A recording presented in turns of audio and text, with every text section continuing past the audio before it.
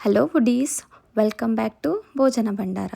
ನಾವಿವತ್ತು ಒಂದು ಸಿಂಪಲ್ ಆಗಿರೋ ಡೆಸರ್ಟ್ ಮಾಡೋಣ. ಈಗ ಹಾಗೆ ಯಾವಾಗಲೂ ಪಾಯಸ ಅದು ಇದು ಅಂತ ತಿಂದು ಬೇಜಾರಾಗಿದ್ದರೆ ಇದು ಸ್ವಲ್ಪ ಡಿಫ್ರೆಂಟಾಗಿರುತ್ತೆ. ಹಾಗೆ ಕೂಡ ಇದು ತುಂಬ ಈಸಿ, ಜಾಸ್ತಿ ಇಂಗ್ರೀಡಿಯೆಂಟ್ಸು ಕೂಡ ಬೇಕಾಗಿರಲ್ಲ, ಫಟಾಫಟ್ ಅಂತ ಮಾಡ್ಕೋಬೋದು.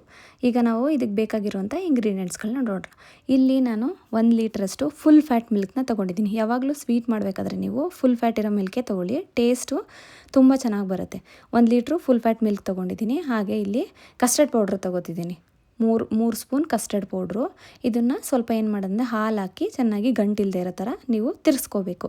ನೀಟಾಗಿ ಈ ಥರ ಗಂಟಿಲ್ದೇ ಇರೋ ಥರ ತಿರುಗಿಸ್ಕೊಂಡಾದ್ಮೇಲೆ ಇಲ್ಲಿ ನೋಡಿ ಹಾಲು ಕಾದಿದೆ. ಇವಾಗ ಹಾಲು ಕಾದಿದ್ಮೇಲೆ ಸ್ವಲ್ಪ ಅದು ಅಡಿ ಹಿಡ್ಕೊಳ್ದಾಗೆ ತಿರ್ಕೋಬೇಕು. ಅವಾಗವಾಗ ಅದೆಲ್ಲ ತಿರ್ಕೊಂಡು ಹಾಲು ಸ್ವಲ್ಪ ಬಿಸಿ ಆದಮೇಲೆ ನಾವೇನು ಮಾಡಬೇಕು, ನಾವು ಕಲಸಿಟ್ಕೊಂಡಿರುವಂಥ ಕಸ್ಟರ್ಡ್ ಏನಿರುತ್ತಲ್ಲ ಅದನ್ನು ನೀವು ಮಿಕ್ಸ್ ಮಾಡ್ಕೋಬೇಕು ನೀಟಾಗಿ.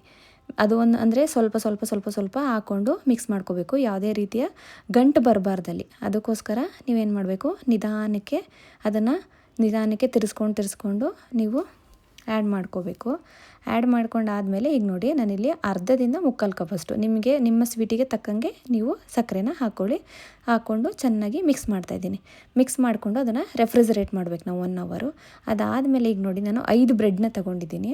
5 ಬ್ರೆಡ್ನ ತೊಗೊಂಡು ಇಲ್ಲಿ ಸುತ್ತ ಇರುವಂಥದ್ದನ್ನ ಕಟ್ ಮಾಡಿಬಿಟ್ಟು ನಾನೇನು ಮಾಡ್ತೀನಿ ಅಂದರೆ ನೆಕ್ಸ್ಟು ಈಗ ನೋಡಿ 4 ಪೀಸ್ಗಳಾಗಿ ಮಾಡ್ಕೊತೀನಿ. ಸ್ಕ್ವೇರ್ ಶೇಪಲ್ಲಿ ಮಾಡ್ಕೊತೀನಿ. ನೀವು ಯಾವ ಶೇಪಲ್ಲಿ ಬೇಕಂದ್ರೂ ಮಾಡ್ಕೊಬೋದು. ನಾನಿಲ್ಲಿ ಸ್ಕ್ವೇರ್ ಶೇಪಲ್ಲಿ ಮಾಡ್ಕೋತಾ ಇದ್ದೀನಿ. ನಿಮಗೆ ಬೇಕಂದರೆ ಅದು ಹಾಫ್ ಬೇಕಂದರೆ ಹಾಫ್ ಆದರೂ ಮಾಡ್ಕೋಬೋದು ಕಟ್ಟು. ಈಗ ನೆಕ್ಸ್ಟು ಇನ್ನೊಂದು ಪ್ಯಾನ್ ತೊಗೊಂಡು ಪ್ಯಾನಲ್ಲಿ ನಾನಿಲ್ಲಿ ಗೀ ಹಾಕ್ಕೊಂಡಿದ್ದೀನಿ. ಗೀ ಹಾಕ್ಕೊಂಡು ನಾನು ಇದನ್ನು ಕಟ್ ಮಾಡ್ಕೊಂಡಿರೋಂಥ ಬ್ರೆಡ್ಡನ್ನು ನಾನೇನು ಮಾಡ್ತಾಯಿದ್ದೀನಿ, ಶಾಲೋ ಫ್ರೈ ಮಾಡ್ತಿದ್ದೀನಿ. ಡೀಪ್ ಫ್ರೈ ಕೂಡ ಮಾಡ್ಕೋಬೋದು, ಬಟ್ ಜಾಸ್ತಿ ಎಣ್ಣೆ ಹಿಡಿಯುತ್ತೆ ಅಂತ ಹೇಳ್ಬಿಟ್ಟು ನಾನು ಏನು ಮಾಡ್ತಿದ್ದೀನಿ, ಸ್ವಲ್ಪ ತುಪ್ಪ ಹಾಕ್ಕೊಂಡು ಅದರಲ್ಲಿ ಫ್ರೈ ಮಾಡ್ಕೊತೀನಿ. ಕ್ರಿಸ್ಪಿಯಾಗಿ ನೀವು ಫ್ರೈ ಮಾಡ್ಕೋಬೇಕು ಇವನ್ನಾಗಿ. ಅವಾಗ ಏನಾಗುತ್ತೆ ಅಂದರೆ ಟೇಸ್ಟು ತುಂಬ ಚೆನ್ನಾಗಿ ಬರುತ್ತೆ. ಸೊ ಇವಾಗ ನಾನು ಅದನ್ನು ಸರ್ವಿಂಗ್ ಬೌಲಿಗೆ ಹಾಕ್ಕೊತಾ ಇದ್ದೀನಿ. ನೋಡಿ, ಇಲ್ಲಿ ಗೋಡಂಬಿ, ಬಾದಾಮಿ ಮತ್ತು ಪಿಸ್ತಾನ ಸ್ವಲ್ಪ ಸಣ್ಣ ಮಾಡಿ ಹಾಕ್ಕೊಂಡಿದ್ದೀನಿ.